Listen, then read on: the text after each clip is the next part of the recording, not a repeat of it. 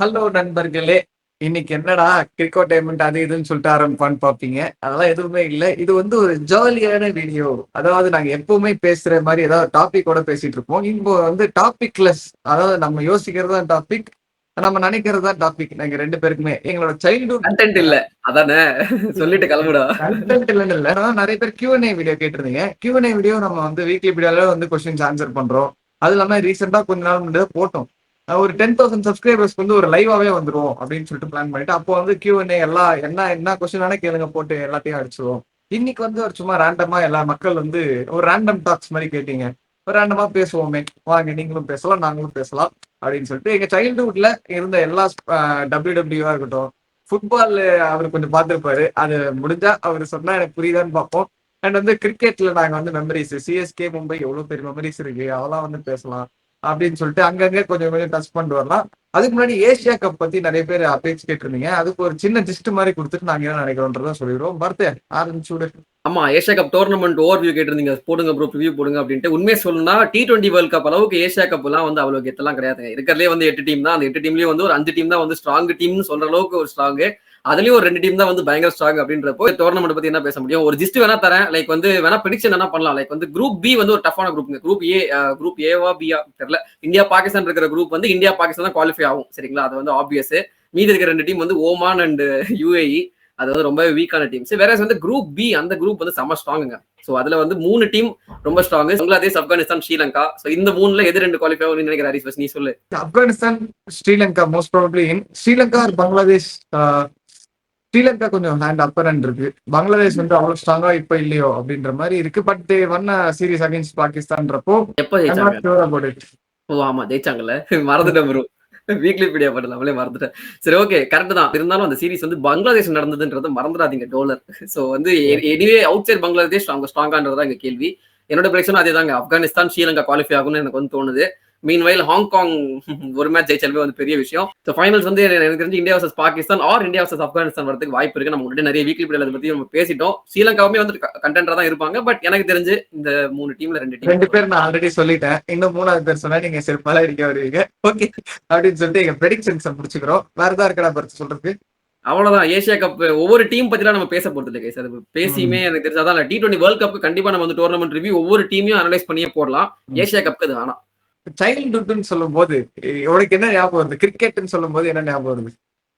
Cricket அப்படின்னா அந்த 2003 அந்த ஒரு நாட்வஸ் சீரிஸ் ஒண்ணு அதுதான் ஃபர்ஸ்ட் எனக்கு மெமரியில இருக்கிற ஒரு மெமரி தான். அப்போ ஆமா, 3 வயசு தான். அந்த கங்குலியோட மெமரி இப்பவுமே ஞாபகம் இருக்கு. ஏன்னா எங்க அப்பா அந்த வீடியோ பார்த்துட்டு பயங்கரமா செலிப்ரேட் பண்ணிட்டு இருப்பாரு.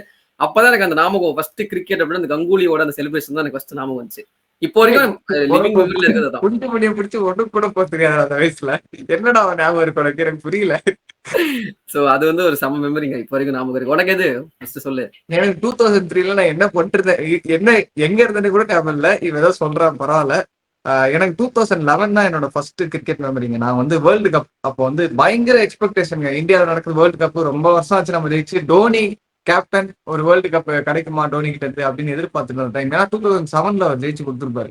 ஆமா, அந்த டைம்ல கிரிக்கெட் எங்க அப்பாவுமே பெருசா கிரிக்கெட் பார்க்க மாட்டாரு. எங்க சித்தப்பா பாக்குறதுனால நானும் எங்க அப்பா வந்து பார்க்க ஆரம்பிச்சோம். பாகிஸ்தான் மேட்சுக்கெல்லாம் எங்க தெரு ஃபுல்லா பட்டாசு டப்பு டிப்பு டப்பு டப்பு டிப்பு டப்புன்னு வெடிக்குது. நாங்கெல்லாம் வந்து வெயிட் பண்ணிட்டு இருந்தோம்.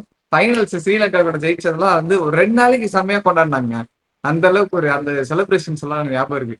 நான் இப்ப என்ன ஒரு 5th ஸ்டாண்டர்டோ 4th ஸ்டாண்டர்டோ படிச்சுட்டு இருப்பேன்னு நினைக்கிறேன். இல்ல ஆமா, நீ 5th கரெக்ட் தான். நீ 5th நான் 6th 5th ஸ்டாண்டர்ட் படிச்சுட்டு இருப்பேன். ஆமா. அப்போ அதுக்கப்புறம் வந்து கொஞ்சம் கொஞ்சமா வந்து இந்த 10 கிரிக்கெட் எங்க வீட்டுல ஓட ஆரம்பிச்சிச்சு. 10 கிரிக்கெட் நான் மட்டும் தான் போட்டு பார்த்துட்டு இருப்பேன். கார்ட்டூன்லாம் வந்து அப்போ எனக்கு இந்த கார்ட்டூன் நெட்வொர்க் சேனல் கேட்பேன். அதெல்லாம் வந்து போட்டு கொடுக்கல வீட்டுல. இதுதான் இருக்கு கேபிள் டிவில பாருடா பாரு அப்படின்னாங்க. எனக்கு அந்த டைம்ல எதுவுமே இருக்காதுன்னு சொல்லிட்டு 10 கிரிக்கெட் அந்த கிரிக்கெட் பாக்குற இன்ட்ரெஸ்ட் வந்துச்சு. அப்புறம் வந்து ஸ்ட்ரீட்ஸ்ல எல்லாம் கிரிக்கெட் விளையாடுறது அப்படின்னு சொல்லிட்டு கிரிக்கெட் ரொம்ப இன்ட்ரெஸ்ட் ஆகி ஐபிஎல் எல்லாம் ரொம்ப ஃபேன் ஃபைட் எல்லாம் வர ஆரம்பிச்சிச்சு. அதுதான் வந்து என்னோட கிரிக்கெட் ஐபிஎல் வந்து ஒரு கிரிக்கெட் எனக்கு ரொம்ப பேஷன் ஆனது காரணமே ஐபிஎல்னு சொல்லலாம். ஓகே, 10 கிரிக்கெட் நீ சொல்றப்போ 10 கிரிக்கெட் நீ என்ன பார்த்த? லைக் வந்து என்னோட மெமரி 10 கிரிக்கெட்ல பார்த்தனா அந்த வந்து ஜிம்பாப்வே சீரிஸ். அதேதான். அதேதானே. மேட்ச போட்டு தேய்ச்சிருவானுங்க. அந்த டைம்ல கிரிக்கெட் பார்த்தவங்களுக்கு தெரியும். ஆமா. ப்ரோ ஆக்சுவலி அதுல ஒரு சீரிஸ் இந்தியா தோப்பாங்க ப்ரோ. ஜிம்பாப்வே கிட்ட மேட்ச் இந்தியா தோத்த மேட்ச் எல்லாம் இருக்கு. 2012 தான் நினைக்கிறேன். 12 10 தெரியல கரெக்டா. ஆக்சுவலி அது ஒரு புது டீம். இவ அமித் மிஸ்ரா அப்படின்னு சொல்லிட்டு நிறைய பிளேயர்ஸ் புதுசா எடுத்துட்டு போயிருப்பாங்க. பிளேயர்ஸ் எடுத்துட்டு போயிருப்பாங்க. கரெக்ட் தான். ஆனா தோனி கேப்டன்சில தான் அந்த மேட்ச் வந்து நான் எக்ஸ்பெக்டே பண்ணல. ஜிம்பாப்வே வந்து சேஸ் பண்ணிருப்பாங்க ஒரு மேட்ச். அதெல்லாம் எனக்கு வந்து ஒரு ட்ராமாட்டிக்லாம் சொல்ல முடியாது. பட் ஓகே அது ஜிம்பாப்வே கிட்ட எல்லாம் போய் தோக்குறோம் அப்படின்ற மாதிரி இருந்துச்சு. ஆமா. அதுவும் இல்லாம நாங்க இந்த சம்மர் ஹாலிடேஸ்னு வருங்க. சம்மர் ஹாலிடேஸ்ல கிரிக்கெட் தான் பெஸ்ட் மெமரிஸ் எனக்கு. ஏன்னா லீவ் விட்டுருவாங்க. காலையில எழுந்துச்சு நாங்க ஒரு டிஃபன் சாப்பிட்டு மேட்ச் விளையாட போயிடுவோம். அதுக்கப்புறம் மத்தியானம் திரும்ப வந்து வருவோம். சில டைம் அதுவும் வரமாட்டோம். தண்ணி பாக்கெட் தான். ஒரு 2 rupees தண்ணி பாக்கெட் வந்து எவ்வளவு சீப் இருக்கும். ரஸ்னா 5 rupees இருந்தா ரஸ்னா, 2 rupees இருந்தா தண்ணி பாக்கெட். ஓகேங்களா? அந்த மாதிரி ஒரு இதுல அப்படியே ஓட்டிட்டு இருப்போம். இல்லைன்னா வந்து பக்கத்துல வந்து அப்போ அம்மா உணவகம் வந்து திறந்து வச்சிருந்தாங்க. அப்போ அங்க போய் வந்து ஃப்ரீயா தண்ணி எல்லாம் குடிச்சிட்டு விளையாட்டு இருப்போம். அப்படி நைட் காலையில இருந்து நைட் வரைக்கும் வந்து கிரிக்கெட், ஈவினிங் வரைக்கும் கிரிக்கெட் விளையாட்டு, ஈவினிங் மேல அப்படியே விபூதியெல்லாம் அடிச்சுட்டு திரும்ப வந்து நைட்ல ஏரியால வந்து கண்ணாமூச்சி விளையாடுவோம். பரத் வந்து எங்க ஏரியாவுக்கு வந்து ஏரியா ஃப்ரெண்ட் தான். அதுக்கப்புறம் தான் ஜாயின் ஆனாரு. நாங்க வந்து ஒரு 6th 7th விளையாட்டு இருந்தோம். பரத் வந்து அவங்க 8th 9th தான் வந்து. நீ 8th படிச்சா நான் 9th கரெக்ட். ஆமா, அதெல்லாம் வந்து ஒரு ஸ்வீட் மெமரிஸ். ஜாலியா இருக்கும் அந்த சமயத்துல. சூப்பரா போயிட்டு இருக்கும். நீ சொன்ன மாதிரி நிறைய ரஸ்னாவெல்லாம் வந்து ஓசியா குடிப்பாங்க. வந்து எப்ப பார்த்தாலும் இவன் காசை ஏத்த மாட்டான். யாருன்னா வாங்கினாங்கன்னா பரத் ரஸ்னா கொஞ்சம் குடுறா அப்படின்னு. பாரத் தாங்க அப்ப பணக்காரன். நாங்கெல்லாம் அந்த கிரவுண்டுக்கு விளையாட போனோம்னா 10 ரூபாய் எடுத்துட்டு வருவாங்க. 10 ரூபாய் நாங்க வந்து அந்த ரஸ்னா பாக்கெட் ஒரு 5 பேர் குடிப்போம். 2 ரஸ்னா பாக்கெட் வாங்கிட்டு. ஆமா. அப்படி இல்லன்னா ஒரு ரஸ்னா பாக்கெட் வாங்கிட்டு மீதி 2 வாட்டர் பாக்கெட் வாங்கிட்டு 1 ரூபாய்க்கு சாக்லேட் எல்லாம் வாங்கி சாப்பிடுவாங்க. சண்டை வேற போடுவானுங்க இதுல. அது வந்து ஃபன்னா இருக்கும் அந்த சமயம். இன்னொன்னு கேட்கணும்னு நினைச்சேன். இப்ப வந்து இப்ப நான் சொல்றேன்ல மார்னிங்ல இருந்து ஈவினிங் வரைக்கும் ஆடுவோம், நைட் வரைக்கும் ஆடுவோம்னு சொல்றான். எனக்கு அந்த சமயத்துல உண்மையிலேயே கிரிக்கெட் ஆடும்போது எனக்கு அந்த வெயில் எல்லாம் பேச தெரிஞ்சதே இல்ல. வெயில் வந்து எனக்கு ஏதோ கம்மியா இருந்த மாதிரி ஃபீல் ஆச்சான்னு தெரியல. எனக்கு இப்பெல்லாம் வந்து ஒரு 1 hour போய் ஆடினாலே வந்து பயங்கரமா அந்த ஒரு தலை வலிக்குது. அது காரணம் வந்து நாங்க வந்து பழக்கப்படலையா இல்ல உண்மையிலேயே வந்து டெம்பரேச்சர் வந்து பயங்கரமா ஏறிச்சா அப்படின்னு நினைக்கிறேன். உனக்கு அந்த மாதிரி வந்து எனக்கு என்னன்னா அந்த டைம்ல வந்து எங்க வீட்டுல ஏசி எல்லாம் கிடையாது பெருசா. எங்க வீட்லயே வேண்டாடா இருக்கும். அதனால அந்த சம்மர் இருந்து எனக்கு பழகினது தான். நான் சின்ன வயசுல இருந்தே அது பழகினது தான். அதனால அந்த வெயில விளையாடுறது, சுத்துறது, ஸ்கூலுக்கு போறது எல்லாமே வந்து எனக்கு அப்படி இருந்துச்சு. ஸ்கூல்லயே ஏசி எல்லாம் கிடையாது இல்ல. இப்ப வந்து நம்ம ஒர்க் பண்றோம். அங்க கேப்ல போறோம்னா கேப்ல ஏசி, ஆபீஸ்ல ஏசி, வீட்டுல ஏசி போடுறோம். ரெக்கார்ட் பண்றதே ஏசி போட்டு ரெக்கார்ட் பண்ணிட்டு இருக்கோம். இப்ப ஆமா ஏசி போட்டு தான் ரெக்கார்ட் பண்றோம். இப்ப திடீர்னு வந்து நம்ம விளையாட போனா சுருன்னு எரியும்.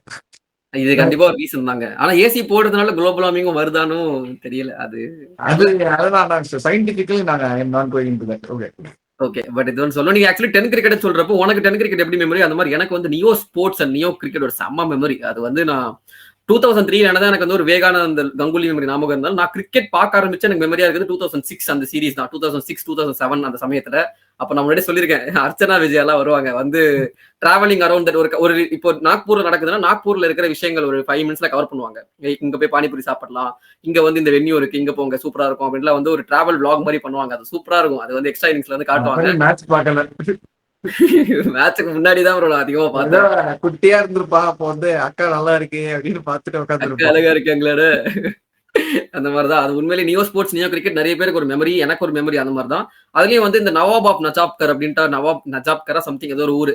அது சேவாவோட ஹைலைட்ஸ் எல்லாம் காட்டுவாங்க. போட்டுக்கினே இருப்பாங்க. அதுல வந்து அந்த சேவாவோட 319 அகைன்ஸ்ட் சவுத் ஆப்பிரிக்கா இன் சென்னை அந்த மேட்சா இருக்கட்டும், நிறைய சேவாவோட மேட்ச் எல்லாம் போட்டே இருப்பாங்க. அந்த மாதிரி இவரு பிரின்ஸ் ஆஃப் சம்திங் ஏதாவது சச்சினுக்கு ஒரு வீடியோ அந்த மாதிரி நிறைய அந்த மாதிரி ஹைலைட்ஸ் போட்டு அதுல பார்த்த மெமரிஸ் தான் அதிகம். அப்பதான் வந்து 1999 ஷார்ஜா மேட்ச், அந்த டெசர்ட் ஸ்டார்ம் மேட்ச் அதெல்லாம் அதுல பார்த்தா வந்து இப்படிலாம் நடந்துச்சா பாடுறா அப்படின்ற மாதிரி எல்லாம் இருந்துச்சு. நியோ ஸ்போர்ட்ஸ் கண்டென்ட் நிறைய இருந்துச்சு. மெயினா ஒரு பெரிய கண்டென்ட் என்னன்னா நம்ம ஊருக்குள்ள சிஎஸ்கே மும்பை ஐபிஎல் நீ சொல்லு ஃபர்ஸ்ட். அதுதான் வந்து சூடு பிடிக்கும். அதே 2013 இந்த டிஃபெண்டிங் சாம்பியன்ஸ் சொல்ல முடியாது. அதுக்கு முன்னாடி 2011 ஜெயிச்ச சிஎஸ்கே நாங்க ஜெயிச்சு அந்த கப்பு தூக்கும் போது இட் வாஸ் ஃபீலிங், அவசம் ஃபீலிங். என்னோட 2012-13 என்னோட ப்ரொஃபைல் பிக்சர் பாத்தீங்கன்னா ரோஹித் சர்மா ஃபேன்.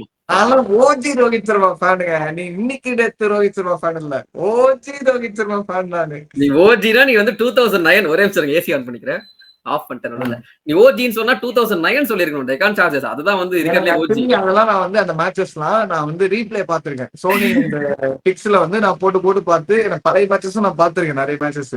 அதனால அந்த ஐபிஎல்லாம் நான் வந்து நிறைய ரீவிசிட் பண்ணதுனால எனக்கு யாரு அந்த player Rohit Sharma, Brendan McCullum வந்து ஆப்போசிட்ல கேகேஆர் கேப்டன்சி பண்ணிட்டு இருப்பாருங்க. டெக்கான் சார்ஜர்ஸ்க்கு கடைசி ஒரு 20 ரன் என்னமோ அடிக்கணும். போட்டு முடிச்சு விடுவான் மேட்ச. சரியா அடிப்பான். லட்சுமிபதி பாலாஜி ஓவர் தானே அது? பாலாஜிய பவுலர் ஞாபகம் இல்ல சரியா.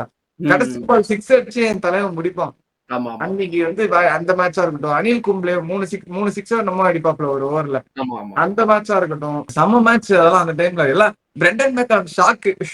யாரா இவன் அப்படின்னு சொல்லிட்டு, அதே மாதிரி ஆஸ்திரேலியாக்கு ஆப்போசிட்டா ஒரு மேட்ச்ல வந்து பொழந்து எடுப்பாரு. யாருமே எல்லாருமே அவுட் ஆயிடுவாங்க. அப்ப ஆமா. ரோஹித் சர்மா வந்து சிங்கிள் ஹேண்டடா அடிச்சு கொடுப்பாரு. இதெல்லாம் நான் வந்து அந்த டைம்ல ரீப்ளே பார்த்து wow what a man what a அப்படின்னு மேன். சொல்லிட்டு வியந்து ரோஹித் சர்மா ஃபேனா இருந்தேன். அப்ப வந்து எனக்கு கிரிக்கெட் அட்டாக்ஸ்ல 93 எனக்கு ஆஹா. இப்ப கூட ஞாபகம் இருக்கு. 93 ஸ்கோரோட ரோஹித் சர்மாவோட golden gold card. Card. Yes. அதுதான் எனக்கு கிடைச்ச ஃபர்ஸ்ட் கோல்டு கார்டு. ஆமா. எம்ஆர்எஃப் சொல்லிருக்கேன். பேட் என் ஃப்ரெண்டு கிட்ட இருக்கும் ஆக்சுவலி. அந்த எம்ஆர்எஃப் பேட்ல தான் நான் விளையாடுவேன். இவன்டா கிருத்திக் வச்சிருப்பான்ல. குண்டு கிருத்திகா? Okay okay. ஆமா. நாங்க ஆக்சுவலி அவன் கிருத்திக் 2 கிருத்திக் இருப்பாங்க. ஒருத்தர் வந்து ஒல்லியா இருப்பாரு கண்ணாடி போட்டுட்டு, அவர் பேர் ஒல்லி கிருத்திக்.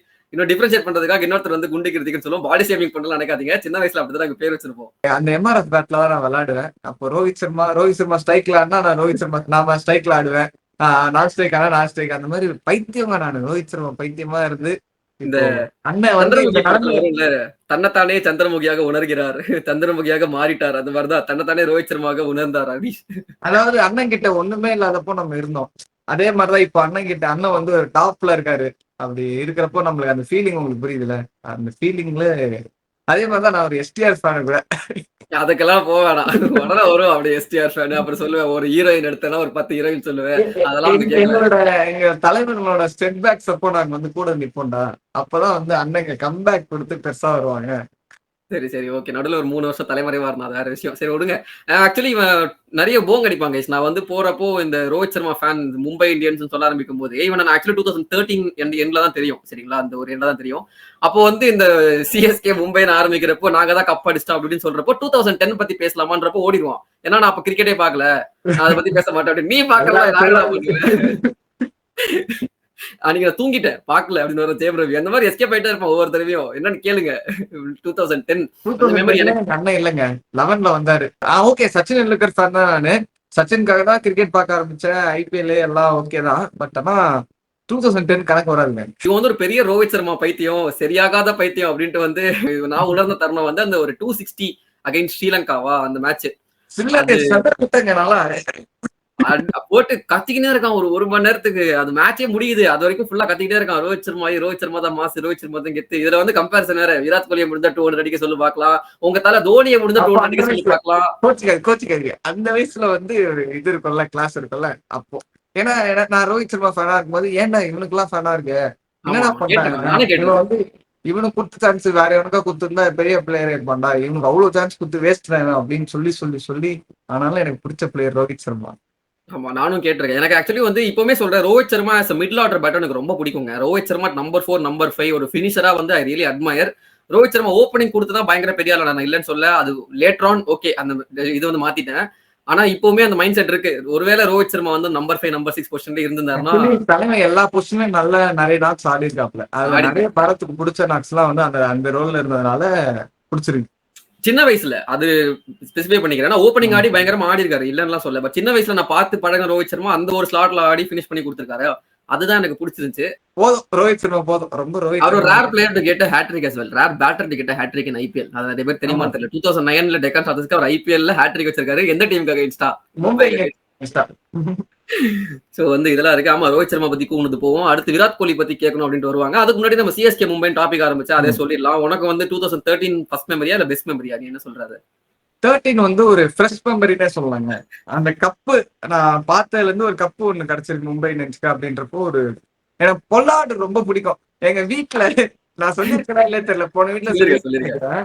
எங்க வீட்டுல ரோஹித் சர்மா தெரியும் எனக்கு, வீட்டுல தெரியும். அதுக்கு முன்னாடி பொல்லாடு தான் வந்து ரொம்ப தெரியும். பொல்லாடு கத்திக்கிட்டு இருப்பேன் நான் உட்காந்து. யாரு அவன் பொல்லாடு, என்னடா பொல்லாடுனா என்னடா அப்படின்னு சொல்லிட்டு டிவி வந்து பார்ப்பாங்க. இவன் தான் பொல்லாடு அப்படின்னு சொல்லுவேன். மாட்டடி அப்ப வந்து தலைவன் is the father of CSK. இப்போ அந்த மஞ்ச சொக்காகவே தலைவன் தான் வந்து ஃபாதர். அந்த மாதிரி எங்க போனாலும் ஃபைனல்ஸ்ல வந்து பொலாட் அடிச்சுதான் வந்து ஜெயிச்சிருப்பாங்க. பட் அப்ப நான் வந்து ஃபாதர்லாம் அக்செப்ட் பண்ண மாட்டேன். ஏன்னா மெஜாரிட்டி மேட்சஸ் இப்ப சொல்றேன். இப்ப வந்து எங்க நீங்க போனாலும் எல்லோ ஜெர்சியை பார்த்தா தலைவன் வந்து கண்ணு ரெண்டு இடம். ஆமா father of SK super kings. அந்த மாதிரி மெமரிஸ் எல்லாம் இருக்குங்க. 2013 ஒரு ஃப்ரெஷ் மெமரி. அது என்னைக்குமே 2019 ஒரு நெயில் பைட்டர் மேட்சா இருக்கட்டும். டோனிக்கு ஆப்போசிட்டா 2017 நாங்க ஜெயிச்சதுமே வந்து ஒரு சமாளிக்கா இருக்கட்டும், ரைட்டிங் புனே சூப்பர் ஜெயின்ஸ்ல. அதெல்லாம் இருந்தாலுமே 2013 அது வந்து ஒரு அன்எக்ஸ்பெக்டடான லோ ஸ்கோரிங் மேட்ச். அதுல வந்து விக்கெட்ஸ் டப்பு டப்புன்னு போய் சேர்க்கும் போது done done done done done அப்படின்னு நான் அப்போ வந்து சொல்லி ஒரு ஃபேன் தியரி இருந்துச்சு சரியா, இது நிறைய பேர் ஞாபகம் இருக்குமான்னு தெரியல. எனக்கு அந்த சமயத்துல தான் வந்து பார்த்தோன்னா இந்த ஸ்கேண்டல் வந்து ரிலீஸ் ஆச்சு. லைக் வந்து அந்த மேட்ச் அதாவது அந்த செமிஃபைனல்ஸ்க்கு முன்னாடி தான் ராஜஸ்தான் ராயல்ஸ் சேர்ந்த ஸ்ரீசாந்த் அப்புறம் அந்த அஜித் சந்தேலா அன்கித் சவான் 3 பேர் வந்து மாற்றாங்க நியூஸ் வருது. நியூஸ் வந்த கையோட குருநாத் மையப்பன் சிஎஸ்கேவும் இன்வால்வ் வராங்க.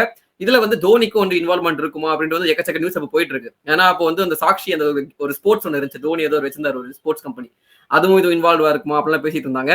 அப்போ வந்து நான் ட்ரெயின்ல போயிட்டு இருந்தேன், மேட்ச் ஞாபகம் இருக்கு. 140 தான் டார்கெட் சரியா, ஈஸியா ஜெயிச்சிருவாங்கன்னு நினைக்கும் போது ஸ்கோர் அப்படியே ஓவரா இந்த அப்பெல்லாம் இந்த எஸ்எம்எஸ் அனுப்புவோம். இந்த வந்து பிஎஸ்என்எல் வச்சிருப்பாரு எங்க அப்பா. லைக் வந்து இந்த ஏதோ ஒரு ஹேஷ்டாக் போட்டு இதை அமிச்சிங்கன்னா ஒரு எஸ்எம்எஸ்க்கு ₹1.5 பிடிப்பான். ஆனா வந்து அவன் ஸ்கோர் அனுப்புவான்.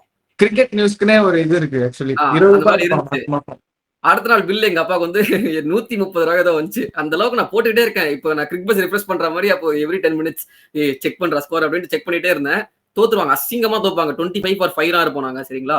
அப்போ வந்து ஒரு ஃபேன் தியரி, ஒருவேளை இந்த மேட்ச் வந்து நாங்க சிஎஸ்கே ஜெயிச்சிட்டோம் அப்படின்னா திரும்ப அந்த ஸ்கேண்டல் வந்து பயங்கரமா பூதாகரமா வெடிக்கும்னு சொல்லிட்டு வேணும்னு தோத்துட்டாங்க அப்படின்லாம் வந்துட்டு இஷ்டத்தை கலப்பி விட்டோம் நாங்க. அடிச்சு விடு அப்படின்ட்டு அந்த மாதிரிலாம் வந்து பேசிட்டு இருந்தோம். பட் எனக்கு வந்து ஆக்சுவலி 2008 எனக்கு வந்து பர்சனலா சிஎஸ்கே மும்பை நான் ஆல்ரெடி சொல்லியிருக்கேன். நான் பிறந்த ஊர் மும்பை, வளர்ந்த ஊர் சென்னை சரிங்களா. பிறந்தது மட்டும் தான் மும்பை. 30 டேஸ்ல கூட்டு வந்துட்டாங்க பேபியா இருக்கும்போது. சோ வந்து மும்பை சென்னை ரைவல்ரி எப்பவுமே இருக்கும். எப்பவுமே வந்து சம்மர் வெக்கேஷன்ல மும்பை ஓடிடுவேன் ரிலேட்டிவ் வீட்டுக்கு. அங்க எல்லாருமே மும்பை ஃபேன், நான் மட்டும் சிஎஸ்கே ஃபேன். வந்து அப்படியே ஆப்போசிட் சினேரியோ, உனக்கு அப்படியே ஆப்போசிட்ல. அப்படியே எல்லாருமே சிஎஸ்கே ஃபேன், நான் மும்பை ஃபேன். சோ வந்து அதனால நான் வந்து சிஎஸ்கே ஜெயிக்கிறப்பெல்லாம் ஸ்பெஷலா இருக்கும். அதுல ஒரு மேட்ச் வந்து 2008ல சனத் ஜெயசூர்யா வந்து ஒரு மேட்ச் போட்டு விளாசி தள்ளிருப்பாருங்க. அந்த மேட்ச் எனக்கு இப்பவும் மறக்க முடியாது. செஞ்சுரி அடிச்சிருப்பாரு, 140-50 டார்கெட், மனுஷன் 100 ரன் அடிச்சிருப்பாரு அசால்ட்டா ஓப்பனிங் ஆடி. 16 ஓவர்ஸ் சேஸ் பண்ணிடுவாங்க. அதை ஐ திங்க் 170 டார்கெட் நினைக்கிறேன், 170 சம்திங். அவரே சிங்கிள் ஹேண்டா முடிப்பாரு. அதுல ஆரம்பிச்ச அந்த ரைவல்ரி 2010ல வந்து பீக் ஆகுது. நாங்க வந்து கப் ஜெயிக்கிறோம். அப்படியே வருஷமா ஒவ்வொரு வருஷமும் சிஎஸ்கே மும்பைன்னு சொல்லி நாங்க ஆல்ரெடி இதை பத்தி ஒரு ஸ்பெசிஃபிக்கா வீடியோவே பேசியிருக்கோம். லைக் வந்து best moments of El Clasico அப்படின்ட்டு ஒருவேளை பார்க்கலாம், செக் ஆன் பண்ணி பாருங்க, நாங்க போடுறோம். சோ ஓகே, சிஎஸ்கே மும்பை முடிச்சுக்கலாம். சிஎஸ்கே மும்பை முடிச்சாச்சு. ஆர்சிபி பத்தி, ஆர்சிபி டிவிலியர்ஸ் தாங்க எனக்கு. ஆர்சிபின்னு சொல்லும்போது டிவிலியர்ஸ், கோலி, இவங்க 2 பேரும் அந்த மேட்ச் ஜாஸ்தி. 3 கெயில் சொல்லலாம். கெயில் கண்டிப்பா, ஏன்னா ஒண்ணு கெயில் ஆடுவாருங்க டாப் ஆர்டர்ல, இல்லன்னா வந்து டிவிலியர்ஸ் மாதிரி கொடுத்துருவாரு. அந்த மாதிரி இருக்கும் ஆர்சிபி பேட்டிங் லைனப். சூப்பரா கன்சிஸ்டன்டா விராட் கோலி ஆடுவார் ஒரு எண்ட்ல. அது மட்டும் இருந்து அன்றும் இன்றும் விராட் கோலியோட கான்ட்ரிபியூஷன் மட்டும் மாறவே மாறாது. அவர் பட்டு ஒரு 2 அடிச்சிட்டு இருப்பாரு. அவருக்கு சப்போர்ட் கொடுக்கறது ஒன்னு கெயிலா இருக்கும், இல்ல டிவிலியர்ஸா இருக்கும். இப்படிதான் இருக்கும். நிறைய வாட்டி ஸ்கோர்ல வந்து ரொம்ப கம்மியா இருக்கும். கீழே வந்து டிவிலியர்ஸ் டப்புன்னு அடிச்சு எங்கேயோ போய் ஸ்கோர் பீக்கு. அந்த மாதிரிலாம் வந்து தலைவர் மெமரிஸ் கொடுத்துருக்காப்புல. எம்ஐஆர்சிபி கூட விட்டுருங்களேன், நான் நிறைய இருக்குன்னு வச்சுக்கோங்க. ஒரு இதுக்கு வந்து லசித் மலிங்கா கடைசி ஓவர் போடுவாப்புல, நோபால். ஆக்சுவலி அது மேட்ச் முடிஞ்சதுக்கு அப்புறம் தான் சொல்லுவாங்க மும்பை ஜெயிச்சிருவாங்க. அதுக்கப்புறம் விராட் கோலி வந்து டென்ஷன் ஆயிட்டு இது மாதிரி எப்படி இது செக் பண்ண மாட்டீங்களா ப்ராப்பரா அப்படின்லாம் கொஞ்சம் பிரச்சனை வந்ததுக்கு அப்புறம் தான் தேர்ட் அம்பையர் வந்து நோபால் செக் பண்ணணும் அப்படின்ற ஒரு ரூலே எடுத்து வந்துச்சு. ஆமா, இது ஒரு இது ஞாபகம் இருக்கு எனக்கு. அதுக்கப்புறம் சிஎஸ்கே ஆர்சிபி கிளாஸஸ் பார்க்கும்போது மோஸ்டா நிறைய மேட்ச் சிஎஸ்கே ஜெயிச்சிருக்காங்க. Not to offend anyone, but ஆனா ஒரு சூப்பரான நெயில் பைட்டிங் மேட்ச்னா அந்த டோனி கடைசி வரைக்கும் அடிச்சு எடுத்துட்டு வருவாரு. பெங்களூர்ல கடைசியில உமேஷ் யாதவ் வந்து கடைசி ஓவர் போட்டு 1 ரன்ல தோத்துருப்பாங்க. அப்ப கூட அந்த ஓவர் ஆல்மோஸ்ட் முடிக்கிற மாதிரி 20 ரன் கடைசி ஒரு செம்மடி அடிச்சு டோனி எடுத்துட்டு வருவாரு. கடைசியில வந்து கடைசி பால்ல 2 ரன் அடிக்கணும். டோனி அந்த பால் விட்டதுனால ரன் அவுட் ஆயிடுவாரு. கரெக்ட். அதான் யாரு ஆப்போசிட்ல யார் இருந்தாரு? ஷர்துல் தாக்கூர். மறக்க மாட்டோம் ப்ரோ. இந்த 2 runs win from 1 ball இருந்தாலே ஷர்துல் தாக்கூர் ஏதாச்சும் ஒரு குருமா பண்ணிட்டே இருக்காரு. இது 2019 தான். இதே 2019 ஃபைனல்ஸ் தான் உங்க அகைன்ஸ்டா அந்த ஷர்துல் தாக்கூர் பண்ண இன்சிடென்ட். சரி ஓகே, அதை நம்ம போவேனா. பட் இந்த மேட்சே வந்து நீ சொல்றப்போ பார்த்திவ் பட்டேல் நல்லா ரன் அவுட் அடிச்சிருப்பாரு. பட் அகைன் நான் ஜெயிச்சிருவார்னு நினைச்சாங்க. ஏன்னா இதே மாதிரி 2018ல ஜெயிச்சு கொடுத்திருப்பாரு. தோனி வந்து பயங்கரமா கொரி ஆண்டர்சன் போட்டு கடைசியில போட்டு பந்தாடி செம்ம மேட்ச். அதை வந்து ஜெயிச்சிருப்பாங்க. அதே மாதிரி ஒரு ரெப்ளிகாவா இருக்கும் இந்த மேட்ச். ஜெயிச்சிருவோம்டா நினைச்சிட்டு இருக்கிறப்போ 23 ரன்ஸ் வந்து சம்திங் லாஸ்ட் ஓவர்ல செம்ம க்ளோஸா போகும். பட் வந்து நீ சொன்ன மாதிரி மெஜாரிட்டி சிஎஸ்கே ஜெயிச்ச மெமரிஸ் தான் அதிகம் பாஸ்ட்ல. இப்ப சொல்ல உடனே வராதிங்க நான் கப் அடிச்சிட்டோம் அப்படின்ட்டு ஒத்துக்கிறேன் சரிங்களா. பட் நான் எங்களோட பாஸ்ட்ல வந்து பாக்குறப்போ க்ளோஸ் மெமரிஸ்னா அந்த 2011 ஆல்பி மார்க்கல் மேட்ச், அது வந்து மறக்க முடியாது. 2012ல ஒரு நோ பால் ஆர்பிசி ஞாபகம் இருக்கா? கரெக்டா வந்து தேர்ட் மேன்ல வந்து அடிப்பாருங்க, யார் ஜடேஜா அடிப்பாரு. அது கேட்ச், அவ்வளவுதான். விராட் கோலி செலிப்ரேஷன் ஆரம்பிச்சாரு, பார்த்தா நோ பால் ஆர்பிசிக்கு போட்டுன்னு இருக்காரு. ஆமா, அதே 1 ball 2 runs தான் நினைக்கிறேன். 1 ball 2 or 3 2 1 ball 2 runs no ball, அது சிங்கிள் ஓடிடுவாங்க. சோ வந்து சிஎஸ்கே வின்ன்ற மாதிரி இருக்கும். அதெல்லாம் வந்து மறக்க முடியாது அந்த மேட்ச்லாம். அந்த மாதிரி நிறைய மெமரிஸ் வந்து மோஸ்டா க்ளோஸா போன மேட்சஸ் வந்து சிஎஸ்கே ஜெயிச்சிருப்பாங்க. பட் ஆர்சிபி ஜெயிச்ச மேட்ச் வந்து ரொம்ப காம்ப்ரிஹென்சிவா ஜெயிச்சிருப்பாங்க. சில மேட்ச்லாம் ஞாபகம் இருக்கு. விராட் கோலி எல்லாம் வந்து ஒரு 80-90 அடிச்சு ஒரு 180 போயிட்டு சிஎஸ்கே ஒரு 130-140 ஆல் அவுட் ஆயிடுவாங்க. அந்த மாதிரி மேட்சஸ்மே வந்து நிறைய இருக்கு. அப்புறம் ரொம்ப லோ ஸ்கோரிங் என்கவுண்டர் இங்க சேப்பாக்ல ஒரு 85 அடிச்சிருப்பாங்க ஆர்சிபி. 2019 ஃபர்ஸ்ட் மேட்ச் நினைக்கிறேன், இஃப் நாட் ராங், சேப்பாக்ல அதுல வந்து ரொம்ப ஈஸியா சேஸ் பண்ணிருப்பாங்க. சோ அந்த மாதிரி மெமரிஸ் சிஎஸ்கே ஆர்சிபின்னு வந்து இதுதான் மெஜாரிட்டி. எனக்கு வந்து சிஎஸ்கே ஜெயிச்ச மேட்ச் ஞாபகம் இருக்கு. பட் யா க்ளோஸா போன மேட்ச்ல அந்த டைம்ல நம்ம என்னதான் கிரிக்கெட் அப்படி பார்த்தாலுமே அந்த WWE அப்படின்றது ஒரு ஐகானிக்கான மெமரிஸ் எல்லாம் இருக்கு. எனக்கு இப்ப கூட ஞாபகம் இருக்குங்க, ரெசல்மேனியா வரும்போது எர்லி மார்னிங் வைப்பாங்க. அங்க வந்து டைமிங் படி நம்மளுக்கு எர்லி மார்னிங் ஒரு 5:30 இருக்கும். நானும் எங்க அப்பாவும் அலாரம் வச்சு எழுந்துச்சு, எங்க அப்பா சும்மா எழுந்துச்சு என் கூட உட்காந்துருப்பாரு. WWE அவரும் பார்ப்பாரு. நானும் அவருமே உட்காந்து ஒரு 5:30 உட்காந்து மேட்ச் பார்த்து அந்த மெமரிஸ் எல்லாம் இருக்கு. ஸோ அந்த டைம்ல ஒரு ஃபேமஸான மேட்ச்னு சொன்னா எக்கச்சக்கமா இருக்குங்க. ஸ்டோரி லைனப்பே வந்து சூப்பரா இருக்கும். நாங்க PS2 விளையாடுறதா இருக்கட்டும், அதுலயே வந்து எங்களுக்கு எல்லாம் சண்டை வரும். எனக்கு கோல்டு பெருக்கு, அவங்களுக்கு பிராக் லெஸ்னர் அப்படின்னு சொல்லிட்டு நிறைய மெமரிஸ் எல்லாம் இருக்கு. பிராக் லெஸ்னரும் கோல்ட்பர்க் ரெண்டு பேரும் உண்மையிலே செமையான ஒரு பீஸுங்க. இந்த என்ன பெயினா என்ன வச்சிருந்தோம், பெயின் தானே வச்சிருந்தோம். ஆமா, WWE பெயின். அதுல வந்து ரெண்டு பேர் தான் மாத்தி மாத்தி சண்டை போட்டு எடுத்து வச்சுப்போம். ஒருத்தர் ரேமஸ்டூரி எடுப்பான். நான் அப்ப கூட வந்து நிறைய ஜான்சினா தான் எடுப்பேன். 80 தான் இருக்கும் அவருக்கு இன்னமும். அப்ப ஜான்சினா வச்சு அந்த டைம்ல நிறைய மேட்சஸ்ங்க. இந்த ஒரு வாட்டி வந்து டாக் டீம் ஜாயின் பண்ணுவாங்க. Team authority versus team John Cena அப்படின்னு சொல்லிட்டு ஒரு அந்த இது நிறைய பேர் ஞாபகம் இருக்குன்னு நினைக்கிறேன். ரைட் பேக்னு சொல்லிட்டு ஒரு பிளேயர் இருப்பாருங்க அந்த டைம்ல. நல்லா பிராக் லெஸ்னருக்கு இது மாதிரி இருப்பாரு, ரீப்ளேஸ்மெண்ட் மாதிரி இருப்பாரு அவரு. அதுக்கப்புறம் டால் ஜிக்லரு, இவங்க எல்லாம் சேர்ந்து ஒரு டீமா இருப்பாங்க. அத்தாரிட்டி செத்ராலின்ஸ் அவங்க சைட்ல வந்து கொஞ்சம் பேர் இருப்பாங்க. இவங்க எல்லாம் ஒரு டீம். பிக் ஷோ கூட நம்ம டீம்ல இருந்திருப்பாரு. ஆனா மேட்ச் அப்போ கரெக்டா பிக் ஷோ அத்தாரிட்டி. அந்த மேட்ச் எல்லாம் ஒரு எபிக்கான மேட்ச். நடுவுல வந்து ட்ரிபிள் எச்சுக்கும் பிராக் லெஸ்னருக்கும் ஒரு மேட்ச் நடந்திருக்குங்க. இது மாதிரி ஸ்டெஃபனி தெரியும்ல, ட்ரிபிள் எச்சோட வைஃப். ஜெயிக்கிறவனுக்கு ஸ்டெஃபனி மெக்மேன்ட்டான். ஆனா எவ்வளவு எக்ஸ்பெக்டேஷன் தெரியுமா? அந்த மேட்ச் மண்டே நைட் ரால போடுவான்னு நினைக்கிறேன். என்னடா இது லாஜிக் புரியல எனக்கு. என்னடா லாஜிக் இதுன்ற மாதிரி இருக்கும். அப்கோர்ஸ் ட்ரிபிள்ஸ் தான் ஜெயிக்கணும். அந்த மேட்ச் ஜெயிக்க வச்சிருவாங்க. நடுவுல இவரு ஷான் மைக்கேல்ஸ் எல்லாம் வந்து ஒரு ஹெல்ப் பண்ணுவாரு. அப்படி வந்து ஒரு மேட்ச் வந்து ஜெயிச்சு குடுத்துருவாங்க. ட்ரிபிள்ஸ் வந்து ஜெயிச்சிருவாரு. அதுக்கப்புறம் இவர் ஷேன் மெக்மேகன் இருப்பார்ல, வின்ஸ் மெக்மேனோட பையன், அவரு வந்து ஒரு மேட்ச் விளையாடுவார். அண்டர்டேக்கர் கூட வந்து ஒரு மேட்ச் விளையாடுவாரு. அது மாதிரி மண்டே நைட்ரா வந்து எனக்கு தான் வேணும் அப்படின்னு சொல்லிட்டு வின்ஸுக்கும் ஷேனுக்கும் சண்டை வந்துடும். அப்போ வந்து ஷேன் வந்து அவர் ஒரு ஃபெயிலியர் சைல்டு அப்படின்னு சொல்லிட்டு எல்லா இதுல சொல்லிட்டு இருப்பாங்க.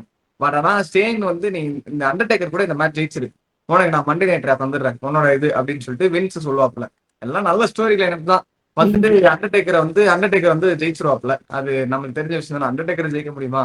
ஆனா அந்த மேட்ச்ல எல்என்எஸ்எல் மேட்சுங்க, கேஜ் அவ்வளவு ஹைட்ல இருந்து தலைவன் வந்து அந்த மைக் எல்லாம் வச்சு உட்காந்து இருப்பாங்கல்ல கமெண்டேட்டர்ஸ், அங்க வந்து அண்டர்டேக்கர் படுத்துட்டு இருப்பாப்ல. அது மேல தொப்புன்னு ஒரு ஜம்ப் அடிப்பான், அண்டர்டேக்கர் நவுந்துருவான். செம்ம அடி. இந்த வீடியோ நான் பாத்திருக்கேன். ஆமா ஆமா, அந்த மேட்ச் செம்ம அடி. ஆக்சுவலி வந்து வின்ஸ் வந்து கட்டி பிடிச்சிட்டு அழுவான் ஷேனை. நினைச்சா எனக்கு பெருமையா இருக்கு அப்படின்னு சொல்லிட்டு. Shane always gives his best to prove himself before his dot. ஒரு பையன் வந்து அப்பா கிட்ட ப்ரூவ் பண்றதுக்கு எவ்வளவு வந்து கஷ்டப்படுறான் அப்படின்றது ஒரு ஷேன் அப்படி ஒரு கேரக்டர். அவன் கேரக்டரை அப்படிதான் பில்ட் பண்ணிருப்பாங்க WWE. Right right. எனக்கு இந்த மேட்சஸ் ஞாபகம் இல்ல. பட் யா அந்த ட்ரிபிள்ஸ் மேட்ச் பண்ணா இருந்திருக்கும் போலயே. ஆனா நீ சொன்னல ஜெயிக்க வச்சிருப்பாங்க அப்படின்ட்டு, அது எனக்கு ரியாலிட்டி ஸ்ட்ரைக் ஆகும் போது எனக்கு ஒரு மாதிரி என்னடா இதெல்லாம் ஃபேக்கா, நடிப்பா இல்லத்தா நடிப்பா. பெரிய ஜான்சிரா ஃபேன். எப்படி ரோஹித் சர்மா இங்க மாதிரியும் அங்க ஜான்சிரா ஃபேன். நீ என்ன ஆக்சுவலி உன் ஃபர்ஸ்ட் இம்ப்ரெஷன் என்ன? அது வந்து ஃபேக் எல்லாமே வந்து ஸ்கிரிப்டட்னு நினைக்கிறப்போ ஒரு இம்ப்ரெஷன் என்னவா இருந்துச்சு? எனக்கு ரொம்ப வந்து ஹார்ட் பிரேக்கிங்கா இருந்துச்சு. நான் அது ஸ்கிரிப்டட்னு எனக்கு தெரிஞ்சதுக்கு அப்புறம் கூட நான் அதை வந்து ஸ்கிரிப்ட் மாதிரி இல்லாம அதை நான் ரசித்து பார்க்க ஆரம்பிச்சிட்டேன். எனக்கு அது சைல்ட்ஹுட்ல இருந்து ஏமாத்திட்டாங்களே, மை ஹோல் சைல்ட்ஹுட் வாஸ் லைன்ற மாதிரி எனக்கு இருந்துச்சு. அப்படி இருந்தாலுமே வந்து நான் அதை முடிஞ்ச அளவுக்கு என்ன நானே கன்வின்ஸ் பண்ணி நான் அந்த மாதிரி மேட்சஸ் எல்லாம் பார்க்க ஆரம்பிச்சேன். எனக்கு பிடிச்சிருந்துச்சு, அதுதான் மேட்டர். எனக்கு ஆக்சுவலி இது ஃபேக்குன்னு சொல்லும்போது எனக்கு மைண்ட்ல எப்படி தெரியுமா இருந்துச்சு, ஐயோ என்னைக்கு இவங்க கிரிக்கெட்டும் இப்படிதான் ஃபேக்குன்னு சொல்லிடுவாங்களோன்ற ஒரு பயம் இருந்துட்டே இருந்துச்சு சின்ன வயசுல. 2015-16 அந்த சமயத்துல எல்லாம், அதுவும் அந்த ஸ்கேண்டல் வேற வந்து ஃபிக்ஸிங் போயிட்டு இருந்துச்சா, அந்த சமயத்துல நான் யோசிச்சுட்டே இருப்பேன், ஐயோ கிரிக்கெட்டும் ஃபிக்ஸிங் தான் போலயே, கிரிக்கெட் ஸ்கிரிப்ட் தான் போலயே அப்படின்ட்டு. உனக்கு அது ஓடிச்சா இல்லன்னு தெரியல, மும்பை நினைச்சா இது மாதிரி வந்து பூதல்ல மாட்டணும் அப்படின்னு சொல்லிட்டு மைண்ட்ல ஓடி இருக்கோம். சரி ஓகே சொல்லலாம். நீங்க வந்து 5:30க்கு எழுந்து எப்படி வந்து WWE மேட்ச் பார்த்து அந்த மாதிரி என்னோட மெமரி 5:30க்கு எழுந்து பாக்குறோம்னா, முன்னெல்லாம் பார்க்க விட மாட்டாங்க வீட்டுல. அந்த மாதிரிலாம் பார்த்த ஒரு மேட்ச் இல்ல பார்த்த ஒரு சீரிஸ் அப்படின்னா வந்து இந்த இந்தியா ஆஸ்திரேலியா, இந்தியா நியூசிலாந்து அங்க நடக்கும் பாத்தீங்களா, டவுன் அண்டர்ல நடக்கிற எந்த சீரிஸுமே வந்து காலையில 5:30 மணிக்கு 4:30 மணிக்கு ஆரம்பிச்சிடும். அதெல்லாம் உட்காந்து காலையில அலாம் வச்சு, ஏன்னா இந்த கிரிக்கெட் மட்டும் தான் எங்க அப்பா இருந்து பார்ப்பாரு. ஸோ வந்து கிரிக்கெட்டால மட்டும் தான் நான் கனெக்ட் ஆகும். ஸோ மார்னிங் கிரிக்கெட் பார்க்கலாம் பிரச்சனை இல்லை, ஃபுட்பால்லாம் பார்த்தா ஓட விட்டுருவாரு, உடங்கா படுறா நான் பண்ணுவாரு. ஸோ வந்து கிரிக்கெட் அதெல்லாம் வந்து நான் உண்மையிலே செம மெமரி. 2011 வந்து 4-0 தோத்துருப்போம் ஆஸ்திரேலியா அகைன்ஸ்டா. வேர்ல்ட் கப் ஜெயிச்சுட்டு எப்படி வேர்ல்ட் கப் ஜெயிச்சுட்டு ஆஸ்திரேலியா போறோம், ஒரு நல்ல ஒரு ஃபீல், ஓகே சூப்பரா ஜெயிப்போம் அப்படின்னு நினைச்சிட்டு இருக்கும்போது 2011 4 மேட்ச் தொடர்ந்து தோப்போங்க டெஸ்ட் சீரிஸ். டேவிட் வார்னர் நினைக்கிறேன் அப்பதான் வந்து அடிச்சு ஓட விடுவாரு. அதுக்கப்புறம் 2013 நியூசிலாந்து சீரீஸ்ங்க. ஐயோ இதை நான் அப்படியே பேசியிருக்கேன். ஒரு ட்ராமாட்டிக் சீரீஸ்னா இப்போ வரைக்கும் ஒரு தோனி ஃபேனா சொல்லுவாங்க. அடிச்சு எப்படின்னா ஃபர்ஸ்ட் மேட்ச் தோத்துருப்போமா சம்திங் சரிங்களா, செகண்ட் மேட்ச் ஜெயிக்கிற மாதிரி இருப்போம். Entire match third day Brendon McCullum BJ Watling ஆடிட்டு இருக்காங்க. 190 for 5 இருப்பாங்க. ஸ்கோர் முடியறப்போ 600 for 5 நினைக்கிறேன் சம்திங். ரெண்டு பேரும் அதுல வந்து பிரெண்டன் மெக்கலம் ஒரு 300, பிஜே வாட்லிங் ஒரு 200 சம்திங் ஆச்சு. அந்த பார்ட்னர்ஷிப் போயிருக்கும் 400+, 500+ பார்ட்னர்ஷிப். அதுக்கப்புறம் கடைசியில் கொரி ஆண்டர்சன் வந்து அவர் ஒரு செஞ்சுரி அடிப்பாரா, போவோம் அடிச்சுக்கினே இருப்பானுங்க, ஃபாஸ்டா ஒவ்வொருத்தரும் அடிப்பானுங்க. இப்போ வந்து நான் I don't want to revisit that match to be honest சரிங்களா. அதை திரும்ப போனா வந்து திரும்ப எனக்கு ட்ராமாட்டிக் மெமரி. ஆமா கண்டிப்பா. ஆக்சுவலி இந்த ரைனா மேட்ச் பத்தி பேசுறப்ப ஒருத்தர் போட்டிருந்தாரு கீழே கமெண்ட்ஸ்ல, இந்த மாதிரி வந்து bro you bought my drama back அப்படின்ட்டு. அந்த மாதிரி தான் எனக்கு இருக்கும் அந்த மேட்ச் எல்லாம் பாக்குற போது. அதெல்லாம் வந்து பார்க்கவே வேணான்ட்டு வந்து முடிவு பண்ணிட்டேன். எஸ் அதாங்க, நாங்க பேசிக்கா இப்படிதான் கண்டென்ட்டே எல்லாமே இவ்வளவு நேரம் பேசுவோம், கண்டென்ட் கிடைச்சா இவ்வளவு நேரம் பேசுவோம். அந்த மாதிரி நாங்க இப்படி பேச ஆரம்பிச்சாங்க சேனல் ஸ்டார்ட் ஆச்சு. உண்மையில நாங்க பேசிட்டே இருப்போம். நான் ஒரு டாபிக்னா அவசியம் இல்லை. இப்ப அவன் வந்து ஆஸ்திரேலியன் பேசுறப்ப பிராட் ஆடின் வந்து பத்தி பேசுவான். பிராட் ஆடின் தான் பெஸ்ட் விக்கெட் கீப்பர் அப்படின்னு நான் சண்டை போட்டிருக்கேன். தோனி தான் பெஸ்ட் விக்கெட் கீப்பர் அப்படின்ட்டு. அப்ப அந்த மாதிரி நிறைய கான்வர்சேஷன்ஸ் போகும். எடுத்து ஸ்டாட்ஸ் எடுத்து பார்ப்போம். எடுத்து பார்க்கும்போது பிராட் ஆடின் உண்மையிலேயே கீப்பிங்காகவே டீம்ல வச்சிருந்த ஒரு டீம்னா அது வந்து பிராட் ஆடின் தான். ஆஸ்திரேலியா வேற பேட்டிங் ஒண்ணுமே பண்ணிருக்க மாட்டாரு. 2015 டைம் நினைக்கிறேன், 14-15 அந்த சமயத்துல பேட்டிங் பெருசா இருக்காது, கீப்பிங் நல்லா பண்றன்னு ஒரே காரணத்தால டீம்ல வச்சிருந்தாங்க. சோ அந்த மாதிரி நாங்க நிறைய சண்டை போடுவோம். ட்ரை பண்ணாங்க, கீழே ஆட வச்சாங்க, எங்கேயுமே சரியா ஆட மாட்டாரு, கன்சிஸ்டன்டா இருக்க மாட்டாரு. ஆனா கீப்பர், பெஸ்ட் கீப்பர், எவ்வளவு தூரம் போனாலும் டைவர்ஸ், அவருக்கு பாடி லென்த்துக்கு டைவ் அடிப்பாரு, அவ்வளவு தூரம் பக்காவா டைவர்ஸ். ஆமா, எக்கச்சக்க மெமரிஸ் அண்ட் கிரிக்கெட் அட்டாக்ஸ் நிறைய ரிவ்யூஸ் இருப்பலாம். நீங்க கூட சொல்லுங்களேன், இந்த மாதிரி இன்னொரு வீடியோ போடணும் அப்படி, இந்த மாதிரி டாபிக்ஸ் எல்லாம் பேசுங்க. நீங்க ஏதாவது டாபிக்ஸ் ஏதாவது கொடுங்க, நாங்க பேசுறோம். சோ நாங்க சும்மா ரேண்டமா பேசலாம்னு வச்சு பேசுவோம். ஓல்ட் மெமரிஸ் உங்களுக்கு எதனா ரீவிசிட் பண்ணா சொல்லுங்க. லைக் வந்து ஒரு பர்டிகுலர் சீரிஸ் பத்தி பேசணும். இப்போ நான் நாட்வெஸ்ட் சீரிஸ் கேட்காதீங்க, ஏன்னா எனக்கு ஞாபகம் இருக்கிறது அந்த கங்குலி செலிப்ரேஷன் மட்டும் தான். ஆனா 2006க்கு அப்புறம் என்ன சீரிஸ் வேணா கேளுங்க, ஓரளவுக்கு எனக்கு வந்து எல்லாமே ஞாபகம் இருக்கு. சோ அதை பத்தி கேளுங்க. 2013 மேல சொன்னீங்கன்னா ஹரிஷ்க்கு ஞாபகம் இருக்கும். ரெண்டு பேர் சேர்ந்து வந்து ரெண்டு பேர் சேர்ந்து வந்து ஆப் பண்ணுவோம் வீடியோல. நிறைய மெமரிஸ் இருக்குங்க, பேசிட்டே போலாம். சோ மற்றும் ஒரு நல்ல வீடியோவோட உங்க வந்து சந்திக்கிறோம். இது என்ன நல்ல வீடியோ கிடையாதான் கேட்காதீங்க, இன்னொரு நல்ல வீடியோ நிறைய போடுவோங்க. அந்த மாதிரி ஒரு மீன் பண்றேன். ஸோ இது மாதிரி இன்ட்ரெஸ்டிங்கான வீடியோஸ் பார்த்துக்கிட்டே இருக்கணும் அப்படின்னு நினைச்சீங்கன்னா கிரிக்கெட் டைமண்ட்க்கு ஒரு சப்ஸ்கிரைப் பண்ண போட்டுருங்க. ஏன்னா சின்ன பசங்க நாங்க, எங்களை சப்ஸ்கிரைப் பண்ணுங்க.